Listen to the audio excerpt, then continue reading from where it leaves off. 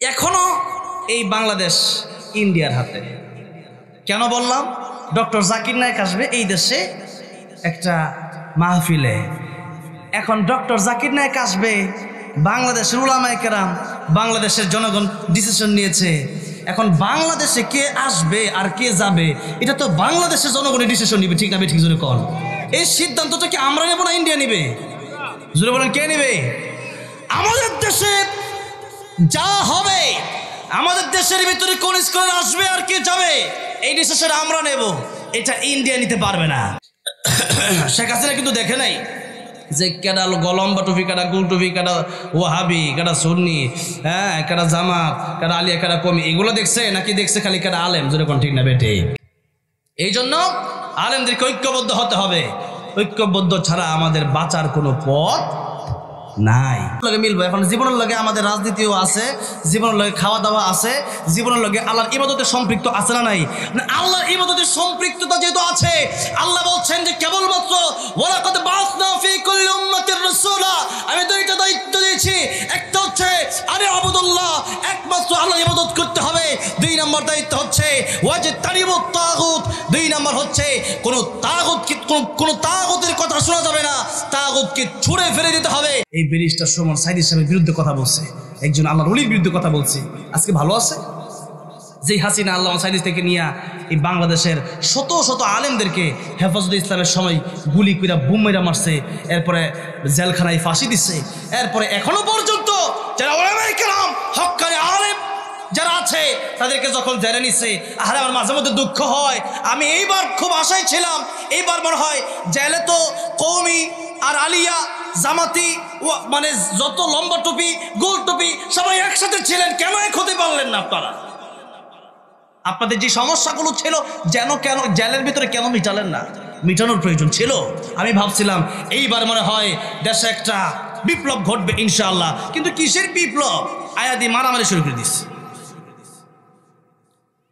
আর জেলখানায় যাওয়ার পরে আলেমদেরকে কিন্তু সাধারণভাবে সাধারণ খাবার দেওয়া হয় না, সাধারণ ঔষধও দেওয়া হয় না, এমন এমন ইঞ্জেকশন দেয় যেটা দেওয়ার পরে মস্তিষ্কে সমস্যা হয়েছে।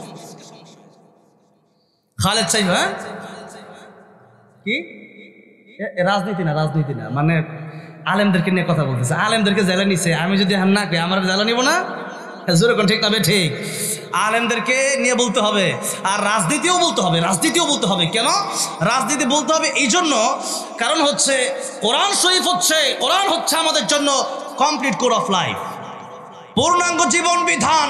যারা মনে করে যে মানে সবাই তো চিন্তা করবো হুজুর একটু বাদ যাইবো, কেন হুজুর বাদ যাইতো কি লিগা? আমি কি দেশে চলতাম না? আমি খাইতাম না? আমার তো চুরি করে লেগে গেছে হাসিনা। এখন যদি আমি না বলি, 2 দিন পর দেখা যাবে যে আমি বিপদে পড়বো। সুতরাং দেশের নাগরিক হিসাবে আমার দায়িত্ব, এবং একজন দিনের দায় হিসাবে আমার দায়িত্ব, মুসলমানরা শুধু ঘরের ভিতরে নয়, সংসদ পর্যন্ত আল্লাহর কোরআনকে নিয়ে যেতে হবে, ঠিক না? বেঠে সব কথা বলতে হবে।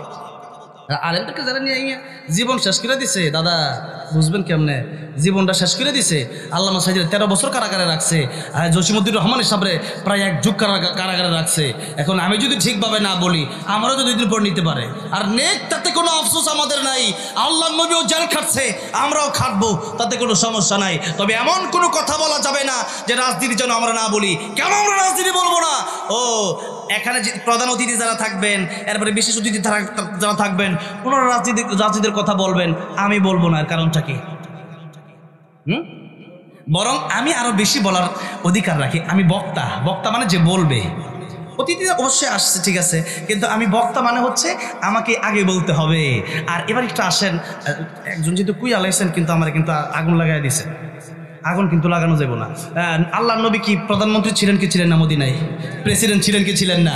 হ্যাঁ, আবু বকর রাদিয়াল্লাহু ছিলেন কি ছিলেন না? হ্যাঁ, উসমান রাদিয়াল্লাহু ছিলেন কি ছিলেন না? আলী রাদিয়াল্লাহু ছিলেন কি ছিলেন না? ওমর রাদিয়াল্লাহু আনহু ছিলেন। নবীর রাজনীতি কোরআন শরীফে আছে না নাই? জুলকারনাইনের রাজনীতি কোরআন শরীফে সূরা কাহফে আছে না নাই? তাহলে সবাই রাজনীতি যেহেতু আছে, আল্লাহ কোরআনের রাজনীতি যেহেতু বলে দিয়েছেন, এবং আকিমুস সালাত আকিমুদ্দিন কোরআন শরীফে আছে না নাই? তো আকিমুস সালাত কেমনে করবেন, আকিমুদ্দিন কেমনে করবেন? দেশের ভিতরে নামাজ প্রতিষ্ঠার জন্য যেভাবে আন্দোলন করতে হয়, যেভাবে বলতে হয়, সেভাবেই বলতে হবে, সেভাবেই আন্দোলন করতে হবে, সেভাবেই কাজ করে যেতে হবে, ঠিক না? বেঠি বলার মাধ্যমে করে যেতে হবে। এবং যদি কোনোভাবে কাজ না হয় এরপর তো জিহাদের সিস্টেম আছেই, কিন্তু আস্তে তো শুরু করতে হবে। কথাটা বোঝেন নাই? সব জায়গায় যেতে হবে। আল্লাহ নবী প্রেসিডেন্ট ছিলেন, আমাদেরকে প্রেসিডেন্ট হতে হবে, ঠিক না? এই জন্য যাই হোক, যেহেতু কথা একদিকে বলতেছি ইমান নিয়ে, শিরিক নিয়ে বলতেছিলাম আর কি। এখন শিরিকের ভিতরে আবার রাজনীতি তো মাঝে মধ্যে বলা লাগবে, মাঝে মধ্যে না, এখন বেশি করে কোল লাগবো, এখন রাজনীতির সময় যেরকম, ঠিক না বেটি? আচ্ছা যাই হোক, এবার আসেন টাঙ্গাইল প্রত্যেকদিনই মাহফিল, কথাটা বোঝেন নাই? কালকে পরের দিন আবার টাঙ্গাইল মাহফিল, 1 তারিখে মাহফিল, তার আগের দিন টাঙ্গাইল মাহফিল। একবার টাঙ্গাইল আসলাম, দেখছিলাম লতিফ সিদ্দিকী একটা, আমার জীবনে কোনো গুণা নাই, হ্যাঁ, কালি হাতে নেই, পরে হ্যাঁ নই ধরছে, কি লিগে আপনি এরকম করবেন? হ্যাঁ, এরপরে অন্ত জেলে গেছে, আর কি করার, তা তো পাইতাম না খুঁজা। হ্যাঁ, ও জামিন পাইছে, আবারও ধরা খাই বল্লা করলে, হ্যাঁ আবারও ধরা খাইব, কোনো সার নাই। এবার আসেন সামনের দিকে যাই, আমার ভাইরা, আমার বাবাজিরা, উলামায়ে কেরাম যাদেরকে এই পর্যন্ত কষ্ট দেওয়া হয়েছে, এই কষ্ট মানে যাদেরকে দিছে, শেখ হাসিনা কিন্তু দেখে নাই যে কেডা লম্বা টুপি, কেডা গোল টুপি, কেডা ওয়াহাবি, কেডা সুন্নি, হ্যাঁ কেডা জামাত, কেডা আলিয়া, কেডা কমি, এগুলো দেখছে নাকি দেখছে খালি কেডা আলেম, যেরকম, ঠিক না বেটে? এই জন্য আলেমদেরকে ঐক্যবদ্ধ হতে হবে। ঐক্যবদ্ধ ছাড়া আমাদের বাঁচার কোনো পথ নাই।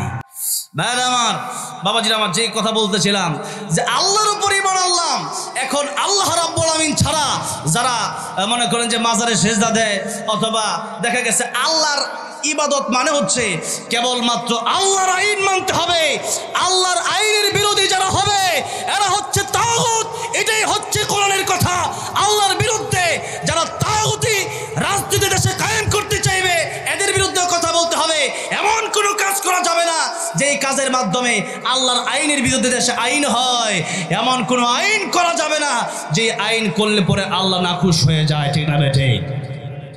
দলিল কোরআন শরীফের সূরা রহমান, আল্লাহ রাব্বুল আলামিন বলছেন এই পৃথিবীতে, কারণ এখন রাজনীতির আলোচনা হবে, বুঝলেন? আল্লাহ রাব্বুল আলামিন বলছেন ওয়ালাকাদ বা'আসনা ফি কুল্লি উম্মাতির রাসূলান আন ইয়াবুদুল্লাহা ওয়াজতানিবুত তাগুত। এই পৃথিবীতে যত নবী রাসূল এসেছে, আল্লাহ পাক যত নবী রাসূল পাঠিয়েছেন, প্রত্যেককেই 2টা দায়িত্ব দিয়েছেন। জুড়ে বলেন কয়টা? 2টা। একটা হচ্ছে কেবলমাত্র আল্লাহর গোলামি করতে হবে, আর দ্বিতীয় নাম্বার হচ্ছে তাগুত বর্জন করতে হবে। তাগুত কারে কারে বোঝেন? তাগুতটা কি? এবার আসেন, এখন কিন্তু কই না রাজনীতি, পুরো জীবনের লগে মিলবো। এখন জীবনের লগে আমাদের রাজনীতিও আছে, জীবনের লগে খাওয়া দাওয়া আছে, জীবনের লগে আল্লাহর ইবাদতে সম্পৃক্ত আছে না নাই? আল্লাহর ইবাদতে সম্পৃক্ততা যেহেতু আছে, আল্লাহ বলছেন যে কেবলমাত্র ওয়ালাকাদ বা'আসনা ফি কুল্লি উম্মাতির রাসূলা, আমি 2টা দায়িত্ব দিয়েছি। একটা হচ্ছে আরে আবুদুল্লাহ, একমাত্র আল্লাহর ইবাদত করতে হবে। 2 নম্বর দায়িত্ব হচ্ছে ওয়াজতানিবুত তাগুত। 2 নম্বর হচ্ছে কোন তাগুতের কথা শোনা যাবে না, তাগুতকে ছুঁড়ে ফেলে দিতে হবে, তাগুতকে বর্জন করতে হবে। এবার আসুন তাগুতের ব্যাখ্যা দেব। তাগুতের কি দেব? তাগুতের অনেক ব্যাখ্যা আছে, এর মধ্যে একটা ব্যাখ্যা হচ্ছে আল্লাহর কোরআন বিরোধী যারা হয়, নিজেও আল্লাহর কোরআনের আইন মানে না, শরিয়ার আইন মানে না, আবার দেশের মানুষকেও শরিয়া ভিত্তিক আইন মানতে দেয় না। আমাদের দেশে যে গণতান্ত্রিক যে আব্রাহাম লিঙ্কন, সে চালু করছে জনগণ, আরে জনগণ যেটা বলবে সেই জনগণের কথায় পৃথিবী চলবে না। আকাশ আল্লাহর, জমিন আল্লাহর, কথাও চলবে আল্লাহ। আরে কথা বলেন না কেন? দলিল সূরা রহমান, আল্লাহ বলছেন ইয়া মা'শারাল জিন্নি ওয়াল ইনসি ইন ইসতাতা'তুম আন তানফুযু মিন আকতারিস সামাওয়াতি ওয়াল আরদি ফানফুযু লা তানফুযুনা ইল্লা বিসুলতান ফাবিআইয়ি আলা'i রাব্বিকুমা তুকাযযিবান। সবাই আমার সাথে পড়েন, ফাবিআইয়ি আলা'i রাব্বিকুমা তুকাযযিবান। আল্লাহ বলছেন ও পৃথিবীর মানুষেরা, তোমরা ইয়া মাশারাল জিন্নি ওয়াল ইনসি ইন ইসতাতাতুম আন তানফুযু মিন আকতারিস সামাওয়াতি ওয়াল আরদি ফানফুযু। পৃথিবীর মানুষেরা, পৃথিবীর জিনেরা, আমার আইন যদি ভালো না লাগে, আমার আকাশ জমিন ছেড়ে তোমরা বের হয়ে যাও। আকাশ জমিনে তোমরা থেকো না। আপনাদেরকে জিজ্ঞাসা করতে চাই, এই পৃথিবীর পুরো আকাশ জমিনটাই কার? বাংলাদেশ ছেড়ে ইন্ডিয়া পালাই যাবে। আরে আল্লাহ, ইন্ডিয়া, বাংলাদেশ থেকে আপনি ইন্ডিয়া গেলে, ইন্ডিয়া কি মোদি বানাইছে? ইন্ডিয়া বানাইছে কে? আল্লাহ বানাইছে। হায় রে আল্লাহ, এত বড় দেশ পাইয়াও, ক্ষমতা পাইয়াও এদের মন মিটে না, মন মিটে না। নবী কই এরা কবরে যাওয়ার পর্যন্ত মন মিটবে না। এত বড় একটা দেশ ইন্ডিয়া, বাংলাদেশের 30টা সমান হইব। এখনো এই বাংলাদেশ ইন্ডিয়ার হাতে। কেন বললাম?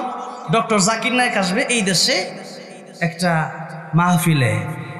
এখন ডক্টর জাকির নায়েক আসবে, বাংলাদেশের উলামায়ে কেরাম, বাংলাদেশের জনগণ ডিসিশন নিয়েছে। এখন বাংলাদেশে কে আসবে আর কে যাবে, এটা তো বাংলাদেশের জনগণের ডিসিশন নিবে, ঠিক না? ঠিক জোরে কল। এই সিদ্ধান্তটা কি আমরা নেব না ইন্ডিয়া নিবে? জোরে বলেন, কে নিবে?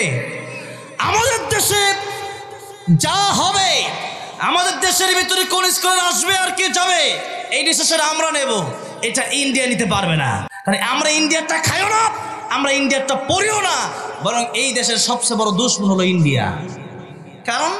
কারণ হচ্ছে এই দেশে আমাদের বন্ধু করতে করতে এই হাসিনা সবচেয়ে কষ্ট দিচ্ছে এই বাংলাদেশের আলেমদেরকে। আর এখন হাসিনা পলাইছে তাদের কোলে আশ্রয় নিছে। ইন্ডিয়া থেকে বলা হচ্ছে ডক্টর জাকির নায়েক বাংলাদেশে গেলে আমাদের ইন্ডিয়াতে ডক্টর জাকির নায়েককে পৌঁছায় দেন। তাহলে আমরাও বলি, জাকির নায়েক তো এখনো আমাদের বাংলাদেশে আসে নাই, আর আমাদের দেশের আপাত আপনাদের দেশে গিয়ে বসে রয়েছে। আপনারা একটু জাকির নায়েককে ফিরে দেওয়ার আগে আপনারা একটু আমাদের আপাকে ফিরে দেন। জোরে কর। বুঝছি এই গ্রুপের কিছু লোক আছে এখন। হ্যাঁ, যাই হোক, কষ্ট পাইতেছেন আপনারা? হ্যাঁ, যে কথা বলতেছি, এই দেশের মানুষ এই পর্যন্ত জীবন দিছে। সাইদ মুগ্ধ কেন জীবন দিছে? কোরআনের তাফসির মাহফিল বন্ধ করার জন্য? হ্যাঁ, সুর বদমাইশকে কি ক্ষমতায় বসানোর জন্য?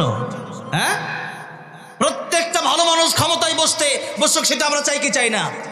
জানি না কে কোথায় আছেন, কে কোন জায়গা থেকে কিভাবে রাজনীতি করেন, কিন্তু রাজনীতির জায়গা থেকেও বিশেষ করে বাংলাদেশের 95% মুসলমানদেরকে কষ্ট দিয়া রাজনীতির ময়দানেও ভালো থাকা যাবে না। মুসলমানদেরকে সন্তুষ্ট রাখতে হবে, আল্লাহর পক্ষে কথা বলতে হবে, কোরআনের পক্ষে কথা বলতে হবে, তবে আপনি ভালো থাকবেন। ভাইয়ের আমার, বাবাজিরা আমার, আল্লাহ বলছেন ইয়া মাশারাল জিন্নি ওয়াল ইনস। এই পৃথিবীর জিন এবং মানুষদেরকে আল্লাহ ডেকে বলছেন, এই পৃথিবীতে যদি আল্লাহর আইন ভালো না লাগে, আল্লাহ বলছেন বের হও। বাবা মা আমাদেরকে মাঝে মধ্যে রাগ কইরা সন্তানকে বাইর করে দেয় না? হ্যাঁ, বলে এই সন্তান তুই কিন্তু অনেক বেয়াদব হয়ে গেছ, বাইতে পারো। বেয়াদব কোথাকার কয় না, আমরা জোরে কয় না। আসলে কি বাপ মা কি বাইতে বাড়িবার লাগে কয়? আল্লাহ জানে যে এই বান্দা কই যাইব আল্লাহর সাইডে। আল্লাহর আকাশ জমিন ছেড়ে কি যাওয়ার কোনো জায়গা আছে? নাই। ইসলামিক মেগা 24 চ্যানেলটি সাবস্ক্রাইব করুন। ভিডিওটা ভালো লাগলে লাইক, কমেন্ট, শেয়ার করুন।